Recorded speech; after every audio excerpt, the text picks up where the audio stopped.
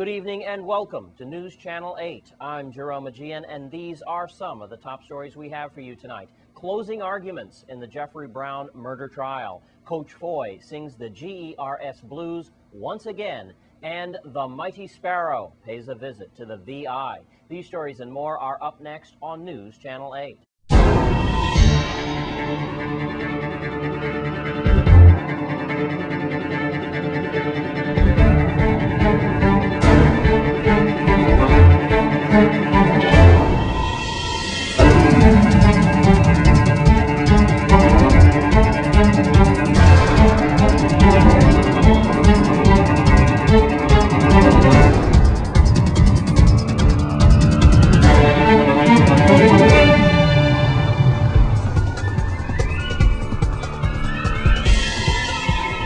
In our top story tonight, finally, both sides have rested, and we're now into the closing arguments in the Jeffery Brown murder trial. News Channel 8's Wes Small tells us more. Thanks a lot, Jerome. I got to tell you, it's pretty hot out here. It's just after 2 o'clock, and this is almost losing track, but I do believe it's day 11 of the JFK Christmas Day shootings of 2007, or what has become to be known, the Jeffery Brown murder trial.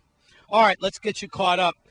Today, the defense rests. That was the first part of business today, was Andrew Capdeville, the lead attorney for the defense team, for Marcella Brown, her husband Jeffrey, and Louis Melendez, the brother-in-law. So then the jury was excused, and we had about a half hour or so delay before we started closing arguments. And here's how it goes. The prosecution goes, then the defense goes, and then if there is a rebuttal, the prosecution can go one more time. High-profile trial. I have to tell you that ever since this trial has started, we've had celebrities inside. When I say celebrities, I don't mean like Hollywood, but I do mean high-profile people in the law society, like Judge Edgar Ross. Newly appointed Judge Miguel Camacho is there, and Judge Steele sends her representatives in. People from the Internal Affairs Bureau, from the VIPD. This is a high-profile case. Other high-profile defense attorneys, too, like Jomo Meade, Marshall Webster, and people like that. If they're not in court, then they're sending in representatives. So let's get right to it. During these closing arguments, they went through the evidence and also all of the counts. I want to tell you that one thing we have not been discussing is what we're looking at for the penalties. Jeffery Brown and his brother-in-law, Louis Melendez, are looking at life in prison without parole for first-degree murder. Okay, that's that. And also Marcella, she could be looking at any number of the, remember, her charges are not near as severe, but she's being charged with accessory. So that's what they did. They went through the photos and documents, crime scenes, photos of the Brio, shell casings and so forth, crime scene reports, and witnesses' testimony. And it was interesting. Alfonso Andrews, the lead prosecutor, he urged the jury to get out your common sense bow sticks. Common sense bow sticks. And then earlier in his closing argument, he had said about one of the witnesses, guess which one it was, who was kind of testimony, it was shaky. He said, y'all need to get out your common sense bow sticks and whack like that. It was really interesting to see how he broke it down. Remember, Marcella now is charged with aiding and abetting. All right, so a lot of that came into play, exactly how she changed her testimony. She was arrested on December 30th. Remember, the shooting, the killing was on December 25th, so they were getting into that. Now, Marcella Brown, remember, she's being charged with accessory after the fact, like providing false information, saying she drove around between 1 and 2, saying that Jeffrey was sleeping, saying that she didn't know where Jeffrey was, things like that. Then I'd also like to get into the part about, remember that jailhouse informant? And that was interesting. One thing I failed to tell you is how Andrew Capdeville asked that witness, he said, listen, he said, do you read the Bible? And that jailhouse witness said, yeah. He said, then Capdeville said, do you know who Judas was? So that was kind of interesting. And then Alfredo Andrews, former Judge Andrews today, he made light of that statement by Capdeville, and then he pointed out to the jury that is no Jesus Christ.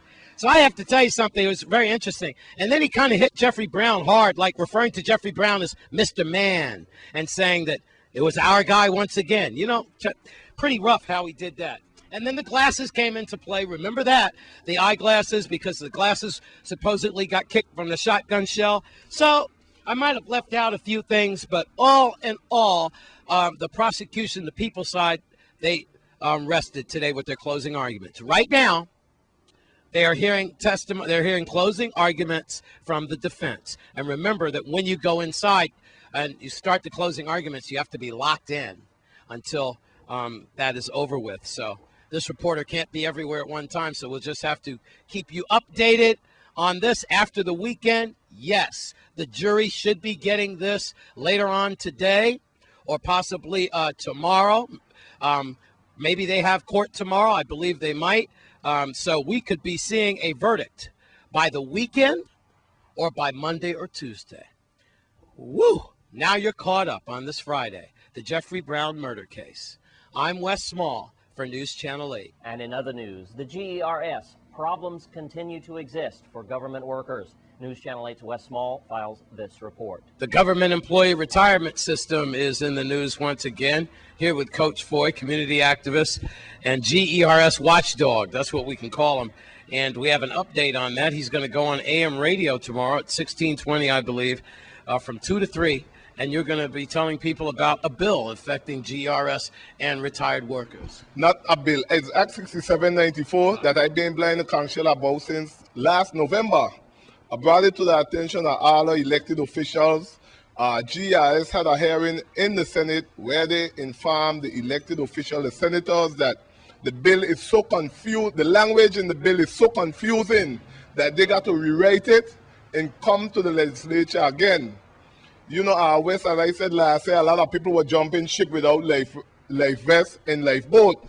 This year, a whole ton load of people is still leaving the government because no action have been taken to try to correct the misdeed, the wrong that I feel are elected officials perpetrated on the government employees.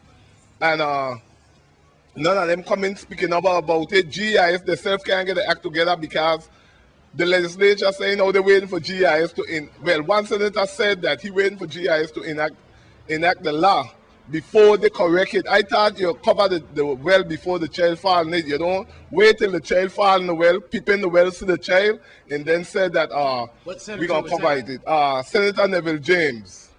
And you know, as I said from last year, we got a whole ton load of senior people leaving the government, which I call a forced retirement on the people, because if you don't fix it, they're cheating them on the annual leave, the sick leave. So tomorrow at 2 to 3, I'll be on 1620 a.m., 1620. And can people call up? Yes. I will have our calling. They could call in, but I going to read the part of the bill that they implemented that affect the people, like your annual leave, your military time, your sick time, where you have to pay G.E.R.S. before you get your first check. I have a co-worker who retiring, said that they tell him he owed $13,000. And they can't tell you the formula that they're using to come up with the payment, but you got to pay that before you exit or when you exit. Who's they? G.E.R.S. So before you exit. And you continue to go to the board meetings and everything, right? Well, I continue to get information, but everybody is dumb blind. The blind leader who could see and the dumb talking for who could talk. I love them. I love his old wives slogans and stuff like that. You know, like monkey know a tree to climb. I mean, he's excellent. I love it on a Friday afternoon. Okay, well, Coach, 1620 AM radio from 2 to 3. 2 to 3, you could call in. And after then, I'm going to enlighten, educate the public on this fraud that was perpetrated on the people to correct the retirement system from going belly up on the back of the little man. Thank you again, Wes. Have a good day. He's something else. I'm Wes Small.